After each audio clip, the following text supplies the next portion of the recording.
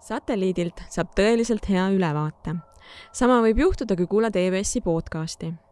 Kui külas on valdkonda põhjalikult tundvad praktikud, rahvusvahelise kogemusega eksperdid ning tõelised oma ala fännid, võib uute mõtetega kõrgustesse lennata. Eneseareng ei ole vaid sprint ja koolis käimine, see on elukestev õpe. EBS-i podcasti juhib endine majandusajakirjanik, tänane kommunikatsioonispetsialist Siiri Liiva. Saateid saab kuulata nii Apple Podcastides, Spotify's kui ka YouTube'i kanalil. Kuidas täna valitsevas tööjõukriisis meelitada turu parimad töötajad enda juurde, kuidas neid hoida, motiveerida ja kraadida ning millisteks muutusteks tasub veel lähiaastatel tööturul valmis olla. Seda arutleme täna Hels Mikkali ja Martin Rajasaluga. Mina olen saatejuht Siiri Liiva. Hels Mikkal on töötanud personalijuhina üle 20 aasta. Tal on ette näidata töökogemus nii pangandusest, lennundusest, sõiduautode jaemüügist kui ka elutähtsa teenuse sektorist. Praegu töötab Hels tervishoius, olles Südameapteegi personalijuht. Helsi käivitavad enam sellised teemad nagu tööandja bränding, juhtide arendus, personali järelkasvu planeerimine ja sisekommunikatsioon. Meie teine tänane külaline Martin Rajasalu on personali rahulolu-uuringute läbiviimist hõlbustava juhtimistööriista Modicheck kaasasutaja tegevjuht. Varasemalt on ta pikalt töötanud erinevatel juhtivatel positsioonidel finantssektoris. Tema endiste tööandjate hulka kuuluvad sellised pangad nagu Nordea ja Luminor. Juhtimisfilosoofiana usub Martin, et kõige keskmes peavad olema inimesed, sest kui inimesed ei toimi ka ettevõttesisesed protsessid. Tere tulemast Satelliidile! Inimesed, nende juhtimine ja motiveerimine on minu jaoks isiklikult üks väga kütkestav teema, aga enne kui me hakkame arutama seda, et kuidas praegusel ajal inimesi hoida või ennetada nende lahkumist kas ettevõttest või organisatsioonist, ma küsin ühe isikliku laadi küsimuse. Ja ma palun teil tuletada meelde mingit olukorda oma karjäärist, kus te olite juba mõnda aega mõnes organisatsioonis või ettevõttes olnud. Te olite jõudnud järeldusele, et see ei ole päris see. Olite juba ühe jalaga uksest väljas, aga siis millegipärast otsustasite ümber. Mis see olukord oli ja mis pani teid toona ümber otsustama? Aga kui ei ole olnud sellist olukorda? Aga kui ei ole olnud? Ei, ma lihtsalt mõeldes kogu oma sellise tööalase ajaloo peale, siis ikka kui see seesmine otsus on sündinud, ja ta on juba nagu enda jaoks sõnastatud ja on mõeldud ka mingisugused edasised sammud, siis mina usun hästi sellesse, et sul ei olegi vaja organisatsioonis sellest veel rääkida, vähemalt mina ei tee seda, et kui otsus on sündinud, siis sellist ümberrääkimist või juhtimist ma väga ei usu sellesse ja ei usu ka sellesse ka mõjusse, et võib küll ju mõne inimese ära rääkida, aga võib-olla paari kuu või poole aasta pärast on ta seal samas seisus. Ja mul ei ole ka sellist kogemust jagada. Ma arvan, et see võib-olla tekiks siis, kui seal nii-öelda olemasolevas töökohas mingid komponendid oluliselt muutuks, mis seda olukorda muudaks uueks, et see olekski uus olukord, eks ole, et see paneb ümber mõtlema, aga muidu on jah, et kui sa sisemiselt oled ju nagu leidnud uue armastuse, et siis ju kisub sinna poole, et see, ma arvan, et inimlikult on väga raske näha siis seal kõrval nagu mingeid aspekte täiendavalt järsku avastada enda jaoks, et tegelikult, aga päriselt. Ja ma haagiksin kohe siit edasi, et ma usun ka, et võib-olla üks selline koht, kus see otsus võiks sündida, on mingisugune hoopis uus karjääripakkumine. Organisatsiooni enda seest, et mitte selle sama olemasoleva rolli või sealsete, ma ei tea, takistuste või murede kõrvaldamisel, vaid hoopis mingisugune uus roll. Ja. Aga kuidas te suhtlete sellisesse väitesse, mida me hiljuti kuulsin, et selleks, et tõeliselt asjad muutuksid, peab ära käima ettevõttest või organisatsioonist. Kuidas te sellesse, ma ei tea, usute või sellesse suhtute? Mina arvan, et ei pea. Ei pea. Selles mõttes, et oleneb, kui palju sa ise tahad areneda ja vaatad nagu avatud silmadega ka peeglisse, aga ka sellesse, mis enda ümber toimub ja organisatsiooni. Võib-olla mul on olnud õnne töötada sellistes organisatsioonides, mis on nagu kiirelt arenenud, aga kui üldistada, siis mõelda seda, et kus me siin Eesti Vabariigis olime 30 aastat tagasi, siis meie nii tööelu kui kogu muu elu on tegelikult läbinud nii palju muutust, et kõrvutada eestlast, kas või ameeriklasega, eks ole, siis ma arvan, et meie elu on väga huvitav ja muutuste rohke olnud, et kurta, et me nagu ei muutu ja ei liigu, ei ole dünaamilised, oleks vale. Kas kuskil mujal on Marjamaa nagu parem? Eks seda võib ju alati mõelda, et äkki on, aga ma ei teagi, et selleks nüüd minna ära, et avastada seda, et tegelikult mul oli hea töökoht. See tundub ikka väga radikaalne mõttekäik, et selline kuidagi lihtsalt käin ja testin ja proovin. Mina ei ole vähemalt seda tüüpi. Ma siit lisaks juurde personalijuhi vaate ja kogemuse, et küll julgen väita, et need inimesed, kes on tulnud tagasi, neid ei ole küll tavapäraselt väga palju. Aga neid on. Just. Ja siis need inimesed tihtipeale on ikka väga lojaalsed inimesed. Et see tunne, et ma tean, mis siin, eks ju, see organisatsioonis on, et ma olen ära käinud, saanud siis mingisuguse teistsuguse kogemuse ja siiski otsustan, et see nii-öelda eelnev kogemus oli see, mis on just minu jaoks õige, tihtipeale loob ikka väga sellise ägeda ja lojaalse töösuhte.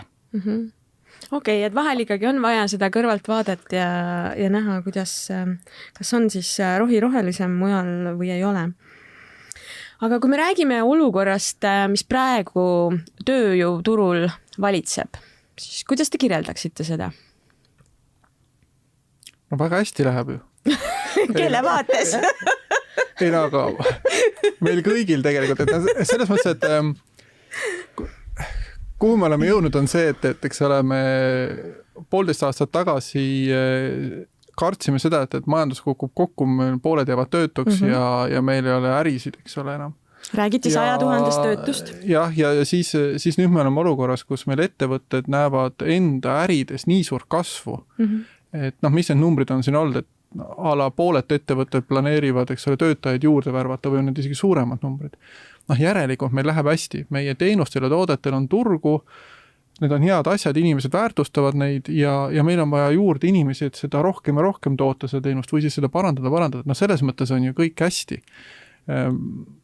See, et meil on mingite ressursside piiratus, sealhulgas tööjõuressursi piiratus, eks see käib sellise kiire arengu juurde kaasa, aga vastupidist ju ometi ei tahaks, on ju. Selle pealt ma ütlen, et on ju hästi. Nii äge, et sa ütlesid, et vist isegi, et kõigil läheb hästi. Et ma oma rollis tunnen ka, et kogu see olukord on pannud kõvasti õppima ja ma personalijuhina tunnen, et minust on saanud ikkagi turunduse inimene. Et täiesti uus kompetents on selle, mitte 1,5 aastaga juurde õpitud ja omandanud, et see on ka seda olemasolevat pikaaegset rolli tegelikult värskendanud, et ka personalijuhil läheb hästi. Okei, aga räägi natukene lahti, et miks sa tunned, et sa oled pidanud selles olukorras turunduspädevusi omandama? Tööandja bränding eelkõige, et see tähendabki ju valdkonda, mis on personalijuhtimise ja turunduse nagu üks jalg ühes osakonnas ja teine jalg teises osakonnas, et kogu see värbamisturunduse pool, kõik sõnumid, kõik ma ei tea, sloganid, mitte ainult see, et on üks väärtuspakkumine läbimõeldud, aga see, mismoodi tööandjad pingutavad, et kuidas seda väärtuspakkumist esitleda, ehk siis mis on see sõnum, ehk siis ka selle väärtuspakkumise turundus, et rääkimata siis ka karjäärilehe ülesehitamisest ja erinevate tiimilugude kirjutamisest, et väga palju uusi oskusi on juurde tulnud, jah.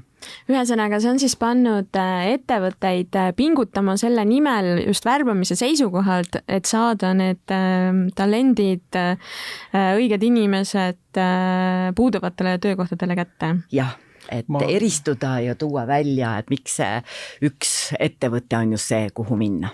No, see on tegelikult rohkem sinu mängumaa, aga mulle tundub, et ka üks pool selles on see, et kui sa endale uue töötaja leiad et ta siis kogeks ka selles organisatsioonis seda, mida on reklaamitud ja leiaks selle, et ta eks pidama, sest selles tööjõu olukorras, kus me täna oleme, kus tööjõudu on vähe, siis kulutada aega ja muid ressursse ka selle peale, et inimene värvata, koolitada ja siis avastada, et tegelikult ta ootas midagi muud ja lahkub juba katse ajal, et see on ikka meeletu ressursi raiskamine, eks ole, et seda ei taha keegi. Et employer branding on kindlasti suur sõna või suur teema ja trend ja need, kes seda teevad nagu seest välja poole, et tõenäoliselt on edukamad kui need, kes teevad väljast sisse poole, et see nende, ma arvan, et see personalitiim peaks olema see nagu heas mõttes vedur ja marketingitiim tuleb siis oskuste ja realiseerimisega järgi. Aga mitte nii väga vastupidi, et sloganid üksinda ei tööta ja tänast seda tööjõuturgu arvestades mängida nende sloganitega väga palju ruumi ei ole, et vastvärvatu kaotamine on ikka väga valus. Aga Hels, kui palju seda praegu ette tuleb? Siis vastvärvatu kaotamist. Katse ajal? Üldiselt suhteliselt vähe, sellepärast, et värbamine ja see nagu juba partnerlus selle kandidaadiga värbamise perioodil on ikka põhjalik. See tähendab seda, et tark personaliinimene ju ei müü asja, mida tal ei ole pakkuda, ehk et pärast see töötaja kogemus vastaks reaalsusele, ehk siis sealt nagu sabast kinni saamine, et ma ei luba liiga palju, on tegelikult, ma arvan, üks väga-väga oluline selline enda kontrolli mõte kogu aeg, aga vahel ikkagi see, mis ühes organisatsioonis ees ootab, et ükskõik kui palju sa räägid, tutvustad, viid meeskonnaga kokku, räägib juht oma juhtimisstiilist, siis tegelikult mina väga usun, et see esimese tööpäeva või töönädala reaalsus inimene ikka avastab. Avastab selles rollis, õhkkonnas, mingisugustes suhetes, töötempos, et protsente ma ei oskagi siin välja tuua, aga need on olemas ja kindlasti ka juhid ja personaliinimesed hästi-hästi tõsiselt analüüsivad neid lahkumise asju, et kas siis ongi midagi mitte reaalselt sellest tööst räägitud, midagi üle nii-öelda müüdud või lubatud, et väga nõus, et sellel nagu väga analüüsida ja aru saada, et mis siis nii-öelda valesti läks, et see järgmine kord jälle uuesti ei korduks. Et siis need kulud on, eks ju, 2 korda. Aga kindlasti ettevõtted on hästi erinevates olukordades, et kui me mõtleme, on see ju selliseid töökohtasid, kus on väga spetsiifilise väljavõppega inimesed ja nad teavad tegelikult, mida see töö tähendab.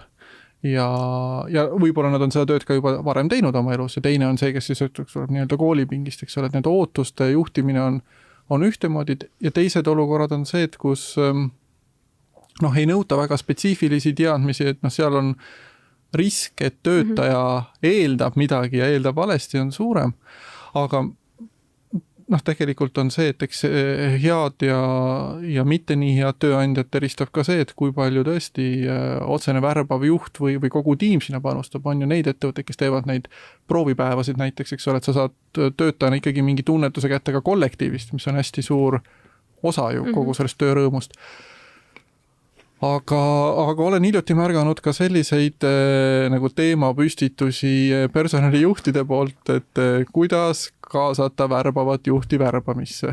Et see nagu paneb mõtlema, et mida ta nüüd mõtleb selle all või kus see tuleb, et minu jaoks see tundub nagu et seal ei olegi küsimus, et ta peab seal olema 100% sees, muidugi rollid on erinevad, et kui üks juht otsib teist juhti, siis ta on seal hästi palju panustab aega, kui üks juht otsib endale tootmisse sarnasele nagu töörollile 30 inimest, et siis ta võib-olla kõigiga tõesti nii palju ei saa tööd teha, aga ta on vähemalt selle profiili loonud ja kirjeldanud, et ta on nii-öelda seda projekti alguses palju kaasas olnud, eks ole, et kui ikka juht üldse ei panusta, ega siis on personalitiimil raske seal imesi teha, et leida õigeid inimesi. Aga kus tavaliselt see mure tekib? Ma kohe huviga küsin.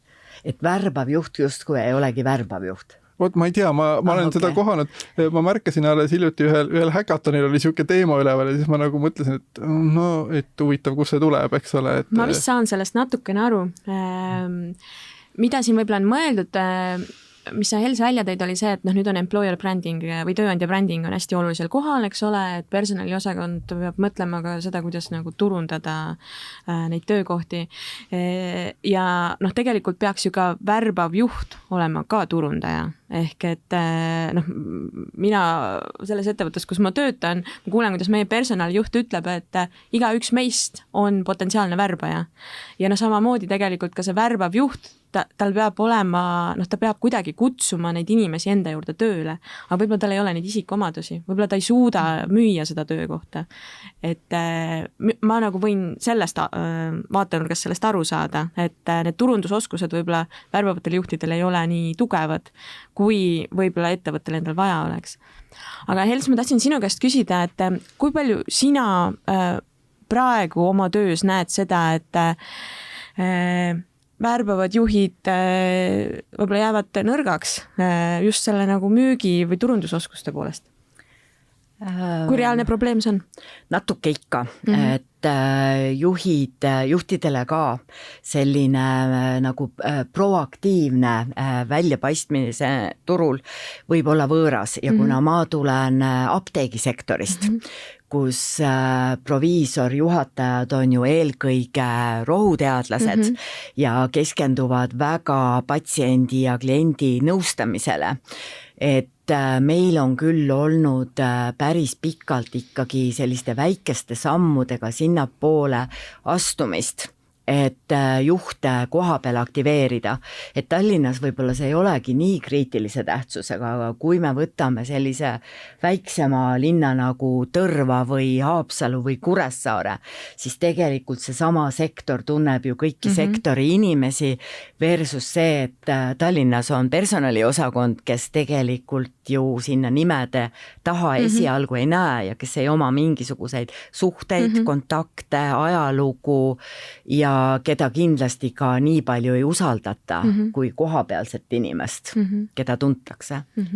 No, employer branding seostub hästi tihedalt sotsiaalmeediaga, et paljud inimesed on need, kes on sotsiaalmeedias väga kohal ja teised ei tunne ennast mugavad või ei väärtusta seda, et see pole nende jaoks eluliselt oluline. Ja minu arust see employer branding selles mõttes on nagu kihv teema, et ma ise arvan, et me oleme selle employer brandingu nagu võidukäigu või selle teema üsna algusjärgus selles mõttes, et panna üles natuke ümber disainitud logo ühele töökuulutusele ja siis sellele rääkida sotsiaalmeedias juttu juurde on nagu üks teema, on ju. Aga kuidas sa tagad näiteks, et sul kogu tehas või kauplus ei tee individuaalselt õhtul sulle vastubrändingut peale seda, kui sul on töö juures mingi aplaava olnud, on ju. Või et tegelikult sul inimesed ei hakka nihelema, kui nad näevad uut töökuulutust ja mõtlevad, et kas meil küll nagu päriselt see ei ole või et huvitav, et kas seal teises poes on nii siis või meil küll ei ole, et nad tegelikult sa pead nagu see on juba organisatsiooni kultuuri aus olema, et sotsiaalmeedia kui turunduskanal on see, et sa pead arvestama, et sul on potentsiaalselt kõik kolleegid pluss veel endised kolleegid ka selles samas inforuumis. See on sügav teema. Ja, aga minu meelest seal on ka väga suur roll organisatsiooni kultuurile, et kui hästi või kui teadlikud on töötajad ettevõtte eesmärkidest, kui palju nad tunnevad, et nemad panustavad nendesse, kui palju nad tunnevad, et see on nagu nende asi ka. Absoluutselt. Ja selline organisatsiooni kaasamine, et kui me siin tegime juttu ja rääkisime juhtide aktiveerimisest ja nende oskustest, siis tean ja on käinud ka personali arendamise ühingus käinud juttu rääkimas ettevõtted, kes kaasavad teadlikult kogu ettevõtte töötajaid, kes on kiires kasvufaasis ja kes selgelt ka koolitavad kõiki töötajaid välja, et mismoodi nii-öelda hoida lokaatorid laiali, mismoodi kaardistada võimalikke kandidaate ja teevad seda süsteemselt, et ei ole üldse ainult juhtide arendamine, vaid iga töötaja on juba organisatsiooni uute inimeste värbaja. Ja see mulle praegu tuletasin meelde seda, et mina töötan välja, eks ole, töötajate uuringute lahenduse, miks me seda teeme, on see, et just see, mis sa ütlesid, et sul tegelikult organisatsiooni sees kõik inimesed on sensorid, kes annavad mingit infot. Et juhina on rumal mitte kuulata, et ma alati toon seda paralleeli, et kujuta ette, et sa nüüd lähed siit Tallinnast lennuki peale, sul on üks kena 200 kohaga Boeing, eks ole, kapten läheb isust sinna kokpiti ja ta ei vaata üldse neid igasugu kellasid, mis seal eest on midagi näitavad, eks ole, tal ei ole mitte midagi või ainult kiirus on, eks ole, et kasum. Et tal on ainult kasum seal ees ja siis ta selle järgi nagu sõidab, eks ole, kõrgust ei tea, kütusetaset ei tea, on ju. Et tegelikult meil organisatsioonis need inimesed annavad tegelikult meeletult informatsiooni ja nad suudavad ka seda meeletult edasi kanda, kui sa neid rakendad. Kohe selle organisatsiooni mõõtmise või töötajate mõõtmise juurde tulen tagasi. Aga ma enne veel, kui ma selleni jõuan, ma küsin veel ühte asja, et üks asi on selge, et see, kuidas ettevõtted värbavad, on väga palju muutunud. Seal on väga palju erinevaid aspekte, millega peab arvestama. Alates sellest, et sa pead olema müügiinimene, kuni selleni välja, et juht peab oskama värvata, kuni selleni välja, et iga inimene peab hingama ja rääkima organisatsiooni kultuuri. Aga kui palju selle kõige kõrval mõjutab ka selline töösuhete muutuv iseloom? Mida te selles osas tähele olete pannud viimasel ajal tööturu kontekstis? Kindlasti viimane suur muutus oli see, kui kodukontor muutus, eks ole, tavapäraseks. Et väga paljud juhid pidid tunnistama, et tegelikult kodukontoripäev ei ole lihtsalt tööluus, vaid päriselt inimesed töövad tööd.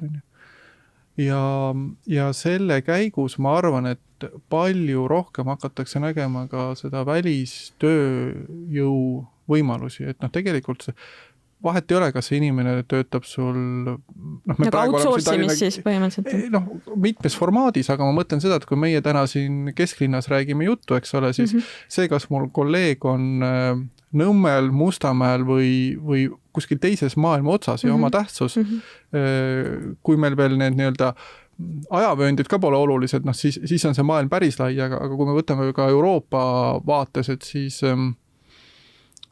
inimesed, eestlased võivad liikuda mujale tööle, aga sama hästi võivad sealt mujalt ka sealsed kohalikud töötada meie kasuks siin. Et ma arvan, et see tööjõuturg selles mõttes on, või see kriis on avanud meid nagu tööjõu võimaluste suhtes meile silmi. Loomulikult see nüüd ettevõtte sektorite kaupa, et kuidas neid ära saab kasutada, et kui sa oled bussikoondis ja su teenus on pakkuda reisijate vedu, siis see, et sul bussijuht on Ukrainas või Suurbritannias, see ei aita kuidagi, eks ole, aga mõnes teises sektoris aitab. Et see on väga sektori spetsiifiline.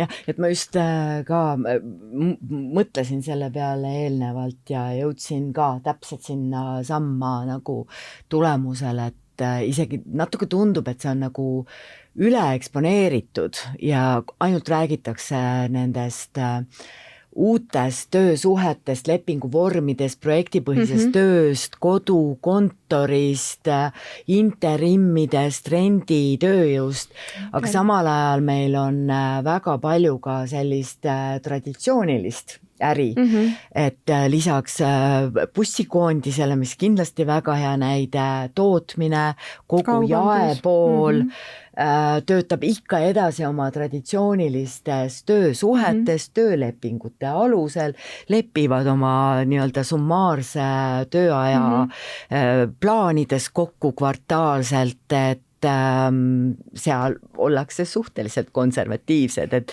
kindlasti on palju personalijuhte Eestis, kes ka praegu suure kodukontori buumi ajal näevad vaeva, et oma tippjuhtidega leppida kokku, et kodukontor on okei, et kuidagi nagu nendest asjadest räägitakse vähem. Ja, aga see, mis sa enne ka ise sisse tõid, et mis on selle ettevõtte kultuur ja tavad, eks ole, et see mõjutab ka, et muidugi sageli on ka hästi Eesti tippjuhi nägu, eks ole, et nii nagu tema käitub, nii tahetakse järgi käituda või olla samas mustris, eks ole, et olla samal lainepikkusel.